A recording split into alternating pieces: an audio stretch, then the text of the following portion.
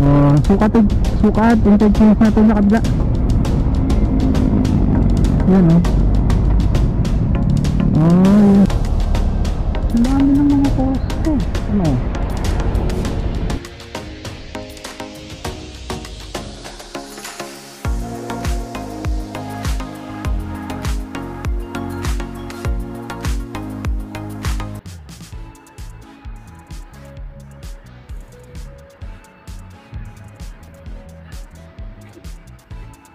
Ayun, good afternoon.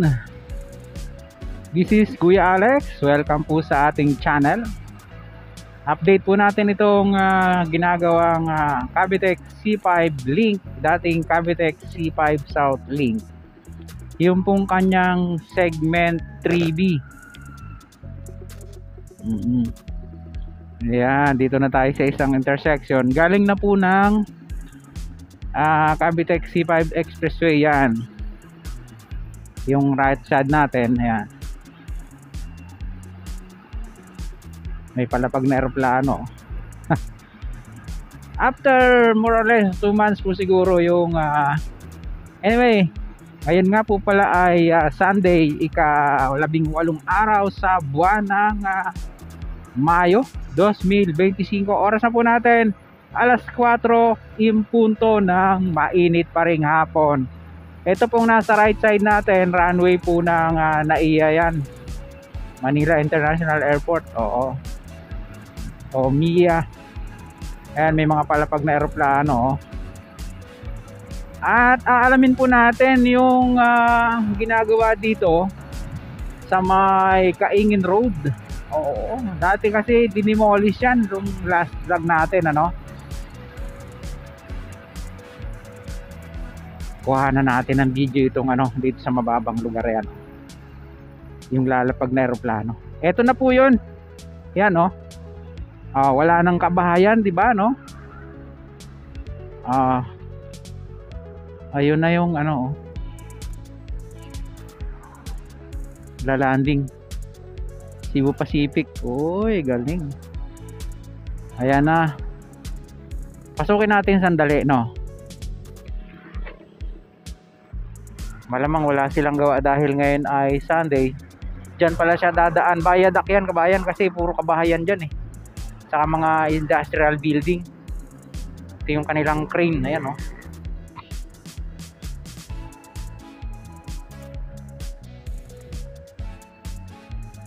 andito na yung mga bakal-bakal. Ayan may gawa. Oo, kasi sinasamantala yung ganda ng panahon. Ito na po yung dating mga kabahayan dito. Ngayon wala na, malinis na. Wala na halos traces ng mga kabahayan,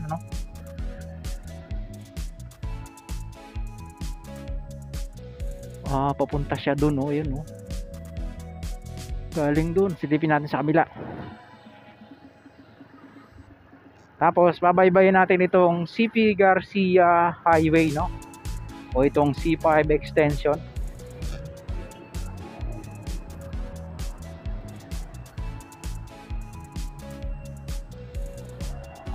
May magti-take off naman. Galing.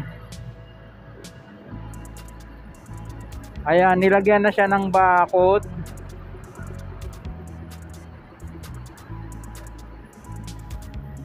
Ayun mayroon ng buhos, no?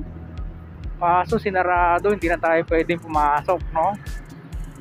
Dito try natin.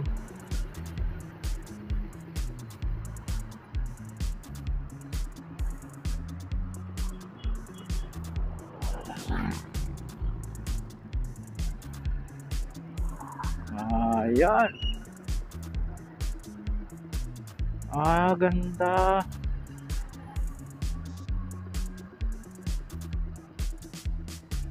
May kitay.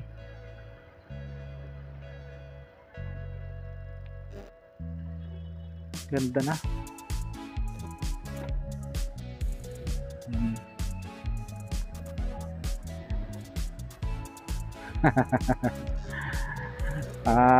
Ganoon lang, sinilip lang natin, no, kabayan. Meron ng may buhos na yata kaso hindi natin siya makikita sa ere kasi ayan na, airport, bawal dito ang drone.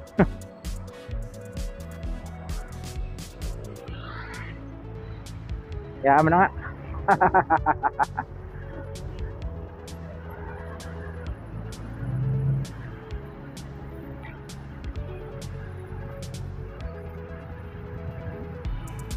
Diyan dadaan sa likod yung viaduct niya.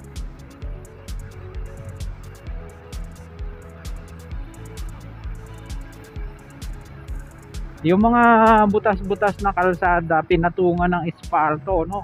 Kahit paano nabawas-bawasan yung lubak. O ayan, Carlos P. Garcia Highway na to o C5 extension. Oo.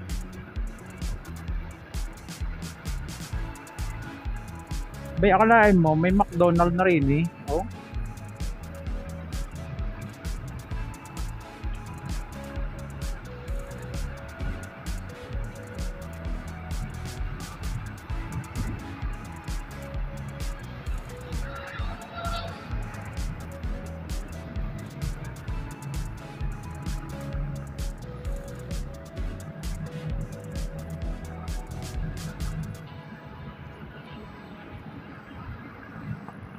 Papuntang Ninoy Aquino Avenue, pagkakumanan, diretso tayo. Papunta ito ng Sapote. O dyan sa Pulang Lupa. Oo. Diego Serra Avenue. Ayan na siya, oh. Tingnan.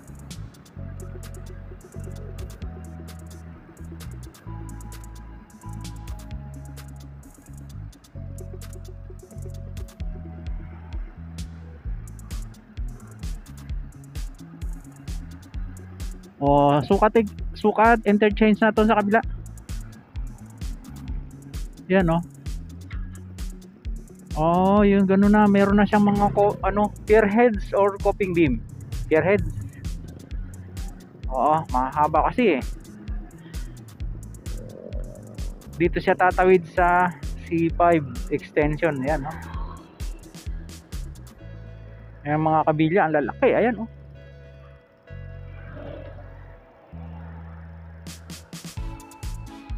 Doon yan, diretso. Ganda sana kung may drone eh, no? Kaso, yun nga, bawal. Pag makulit, oo. Dito natin tingnan para mas makita natin yung paside, ano? Mahaba-haba na pala, kabayan. Ayan, oh. Ang dami ng mga poste. Ano?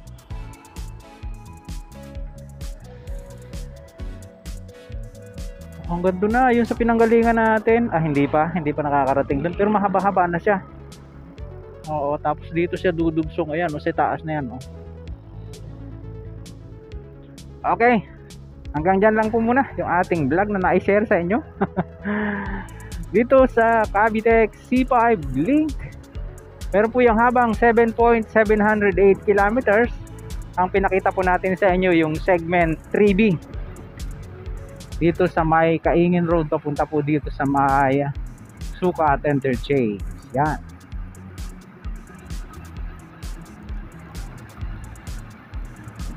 At silipin po natin yung exit dito. Exit lang to, no entry ha. Oo, yan. Yan. Okay, sa mga ngayon lang po napagawin sa ating pong munting channel, huwag niyo pong kalimutang mag-like at mag-subscribe. Pakipindot po ang notification bell para lagi po kayong updated anytime na mag-upload po tayo ng video. Ito pong muli si Kabayong Alex, lagi nagpapaalala, mag-ingat po tayo, lagi tayong manalangin at salamat. See you po on my next vlog. God willing. Master, bye bye.